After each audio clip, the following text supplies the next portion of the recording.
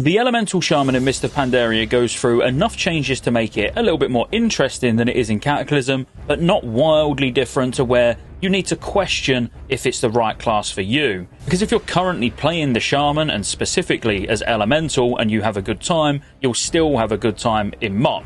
In fact, you'll have a better time in MOP. That will be due to quality of life improvements, such as not needing a glyph to be able to cast Lightning Bolt while moving, totems working more as cooldowns now rather than something that you need to maintain all the time, which obviously if you're moving from like one side of the room to the other, you need to make sure that your totems are in range of everyone. That's kind of gone in Mr. Pandaria because you are the totem, as in you bring the buff. So the 10% spell power buff, for example, that's not actually from keeping a fire totem down anymore, that's literally just coming from you.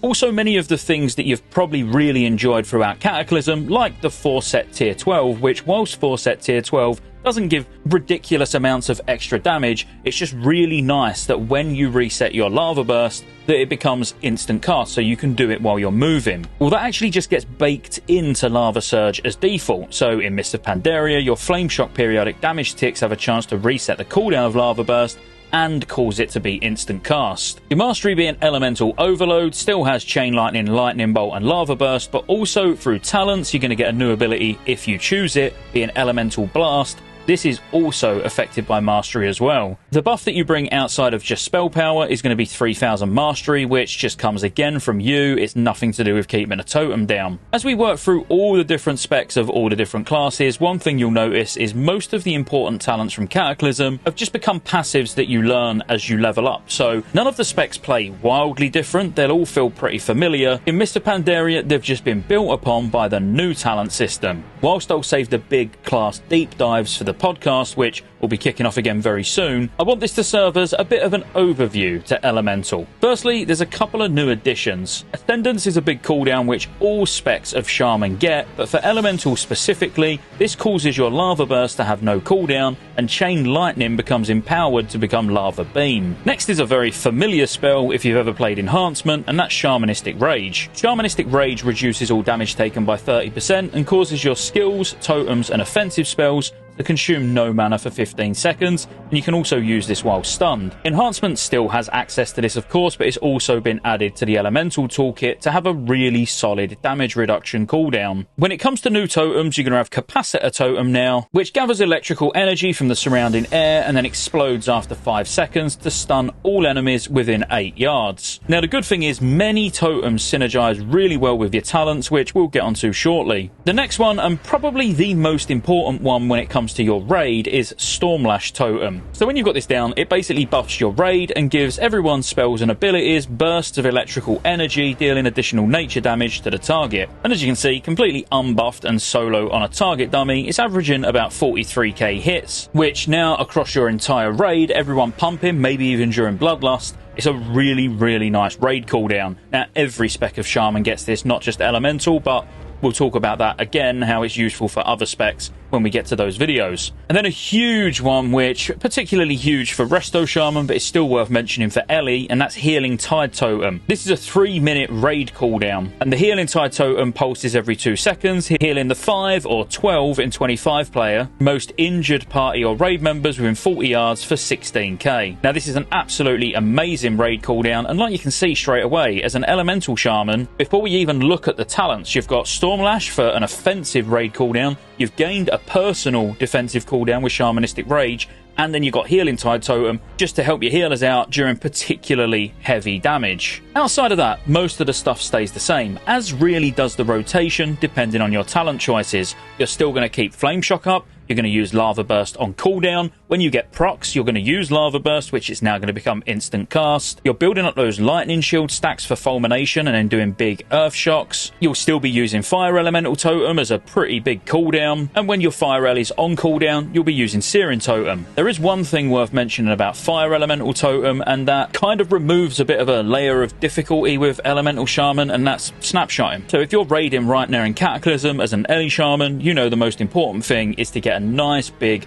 high spell power snapshot on your fire elemental. Well, that actually doesn't matter at all in Mr. Pandaria because it dynamically scales with your stats. So as you gain spell power, the fire elemental will gain damage. As you lose spell power, the fire elemental will lose damage, which is both good and bad. If you enjoy the snapshotting gameplay like I do personally, I am kind of gonna miss it because it feels really good when you line up a really big snapshot, especially halfway through the fight, because the first fire rally is normally very easy to snapshot. The second one requires a bit of finesse. But at the same time, there is other things going on with your spec now where actually removing that just lets you focus on the other things. And then when it comes to the talents, if you're not aware of how the talents work in Mr. Pandaria, every 15 levels you get a choice of 3, and you can change these on the fly using Tome of Clear Minds, and you just need to basically not be in combat. So first off is Nature's Guardian. So whenever damage and attacks bring you below 30% health, your maximum health is increased by 25% for 10 seconds, and your threat level towards the attacker is reduced. This effect cannot occur more than once every 30 seconds. So this would just be a nice passive because you don't want another use ability. Stone Bulwark Totem is a little bit like how you can glyph Stoneclaw Totem now, but this is a 1-minute cooldown that gives you an absorb shield and kind of replenishes over the next 10 seconds as well. It gives you up to an additional 20k every 5 seconds after initially popping it and getting your 80k shield. This can be particularly good for quite light,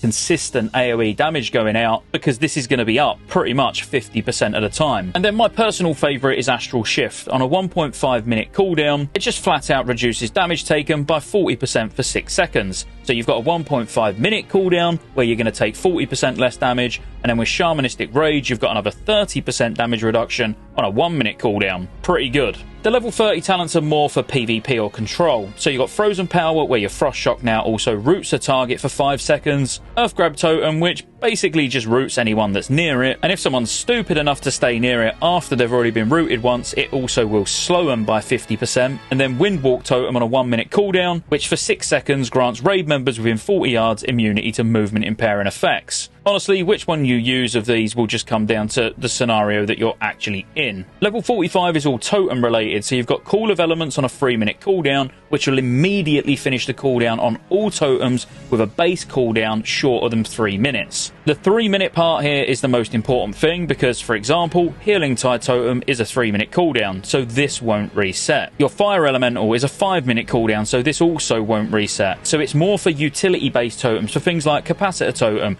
Grounding Totem, or even Healing Stream Totem, because Healing Stream Totem does have a 30-second cooldown now. Totemic Persistence allows you to summon a second totem of the same element, no longer causing the first totem to be destroyed. Only one totem can benefit from this at a time, and it doesn't affect fire totems. So again, this could be useful if you're keeping Healing Stream Totem down, and you want to put Healing Tide down as well, because like you can see, they're both lined up perfectly on top of each other, but once the Healing Tide Totem goes, the Healing Stream Totem is still there. I must admit, I don't find many occasions where this is actually that beneficial. And then Totemic Projection is probably my favourite. And the reason I really like Totemic Projection is because what we spoke about earlier with the new edition of Capacitor Totem, if you want to stun a group of adds that are on the tank, you need to go up and put the totem down in melee. Whereas if you're using this talent, you can drop your totem down and now you've got 5 seconds to relocate it where you want it to blow up. Don't get me wrong, that's just one example of a use for it, but probably what I use it for the most. Level 60 brings DPS cooldowns or DPS passives. Elemental Mastery will be very familiar to you, but it doesn't actually give extra damage now. It's just a flat out haste buff. So for 20 seconds it gives you 30% haste on a 1.5 minute cooldown. Ancestral Swiftness makes your next nature spell an instant cast, but passively this also gives you 5% spell haste and 10% melee haste, but we are focusing more on the elemental side of things. And then my personal favourite, which is Echo of Elements.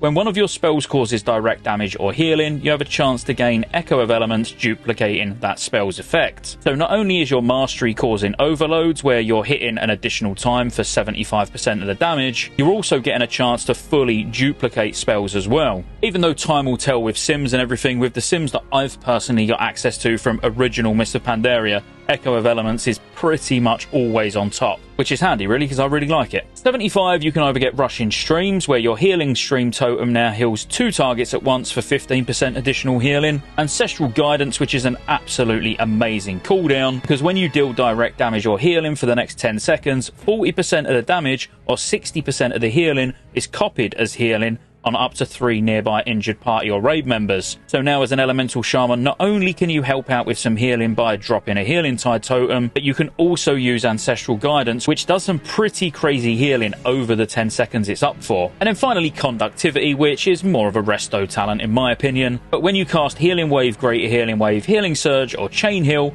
your healing range duration is increased by 3.3 seconds. And when you cast lightning bolt, chain lightning, elemental blast, earth shock or use storm strike, your healing range duration is increased by 3.33 seconds as well. This cannot cause healing rain to last longer than 40 seconds. 9 times out of 10, keeping healing rain down as an elemental shaman is not going to be something that you're worried about, obviously, so you can more or less just rule this talent out. And then finally, the big boy talents. You've got Unleashed Fury. So Unleash Elements still exists, even though in Cataclysm at the moment as elemental shaman we use it next to never. If you take this talent, however, you will use it quite a lot. So the only weapon imbue we're interested in here is Flame Tongue Weapon, which increases the enemy's target damage taken from your lightning bolt by 30% and your lava burst by 10%, and this lasts 10 seconds. On the basis it's only got a 15-second cooldown, of course keeping this up is absolutely massive, and it's up a lot obviously. Next up is Primal Elementalist, where your earth and fire elemental totems draw forth powerful primal elementals. Now these are 80% more powerful than your normal ones, and they act as pets directly under the control and gain additional abilities. Now the fact that you get a pet bar is fantastic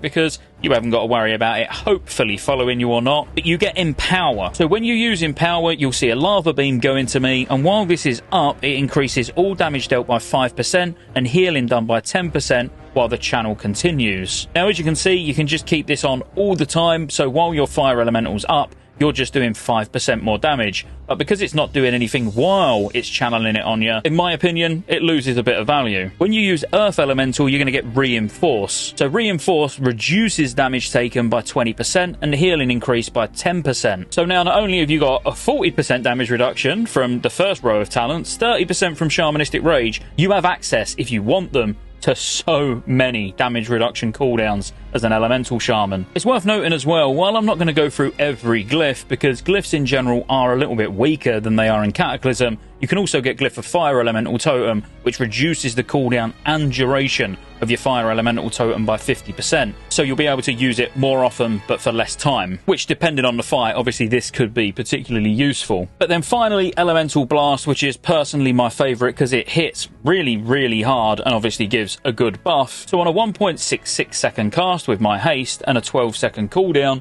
you harness the direct raw power of the elements, dealing 53k elemental damage and increasing the caster's crit, haste or mastery by 3.5k for 8 seconds. Now again, this benefits from Elemental Overload and Echo of Elements, and like I say, when you get a crit with it, it hits pretty bloody hard. There's also some things that you're going to want to do with this which actually help your burst potential when you use cooldowns. So for example, using Elemental Blast to get the buff up before using Ascendance means while you're in Ascendance form, spamming those lava bursts, you're also going to get the benefit of 3.5k secondary stats. Well, one of the secondary stats. Just to touch on glyphs really quickly, your Chain Lightning will strike 2 additional targets but deal 10% less damage. So again, even using this is very fight dependent, but outside of that, all of your glyphs are just very utility driven. You can still remove the knockback effect from Thunderstorm as well. Unless you're like me and you like trolling tanks, then don't bother. And I'd say that's a pretty decent overview of Elemental, what to expect. We'll dive more into it on the deep dive podcast that we'll do leading up to launch, and I'm going to do top 10 changes for all of the classes and probably dive in a bit more rotationally, like what glyphs should you use, tips and tricks on rotations, talent choices by raid or by fight. I'll be doing a lot with a lot of the classes, and Elemental Shaman is going to be one of them for sure because I play an Elemental Shaman now. Again, be sure to like and subscribe, and I'll see you on the next one.